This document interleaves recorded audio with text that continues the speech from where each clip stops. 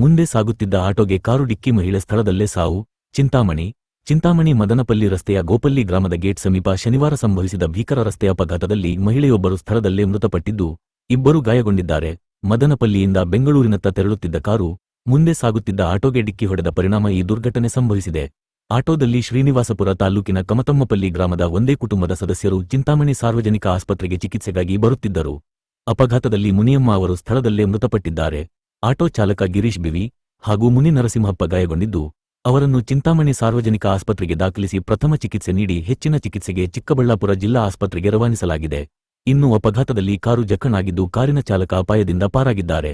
Auto ಸಂಪೂರ್ಣ ಜಖಣ್ಗೊಂಡಿದೆ. ಗಾಯಾಳುಗಳು ನೀಡಿದ ಹೇಳಿಕೆಯ ಮೇರೆಗೆ ಪ್ರಕರಣ ದಾಖಲು. ಘಟನೆಯ ಕುರಿತು ಕೆಂಚಾರ್ಲಹಳ್ಳಿ ಪೊಲೀಸ್ ಠಾಣೆಯಲ್ಲಿ ಪ್ರಕರಣ ದಾಖಲಾಗಿದ್ದು, ಪೊಲೀಸರು ತನಿಖೆ ನಡೆಸುತ್ತಿದ್ದಾರೆ.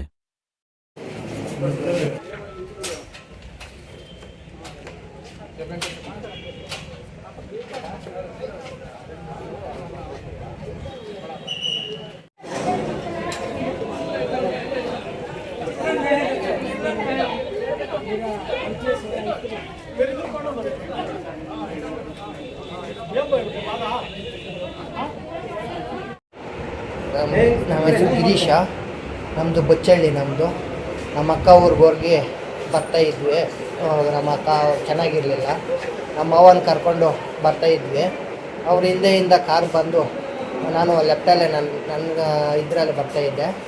ಅವರು ಹಿಂದೆಯಿಂದ ಬಂದು ಗುದ್ದುಬಿಟ್ಟಿದ್ದಾರೆ. ನೀವೇನು ಆಟೋ ಓಡಿಸ್ತಾ ಇದ್ರಾ? ಹ್ಞೂ ಸರ್, ನಾನು ಆಟೋ ಓಡಿಸ್ತಾ ಇದ್ದೆ. ಹಿಂದೆ ಯಾರ್ಯಾರಿದ್ರು ಸರ್? ನಮ್ಮ ಮಾವ, ಅವರಮ್ಮ ಸರ್, ಅವರಿದ್ರು. ಅವ್ರೇನಾಗಿದೆ? ಅವರು ದತ್ತಾಗಿಬಿಟ್ಟಿದ್ದಾರೆ ಅಮ್ಮ. ನಮ್ಮ ಅಮ್ಮ ಅವರಮ್ಮ. ನಮ್ಮ ಮಾವನಿಗೆ ತಲೆ ಸೊಂಟ ಎಲ್ಲ ಏಟಾಗಿದೆ ಸರ್. ಈಗ ಯಾರು ಯಾರ್ದು? ತಪ್ಪು ಕಾರವ್ರದ್ದೆ ಸರ್. ಕಾರವ್ರ ನಿಧಾನ ಏನು ಸರ್? ಕಾರವರು ಅವ್ರೂರವರೆಲ್ಲ ಅದೆಲ್ಲ ಬಿದ್ದಾಗ ಪಟ್ಕೆ ವಂಕೆಯಲ್ಲೇ ಅವರೆಲ್ಲ ಕಳಿಸ್ಬಿಟ್ರು ಸರ್.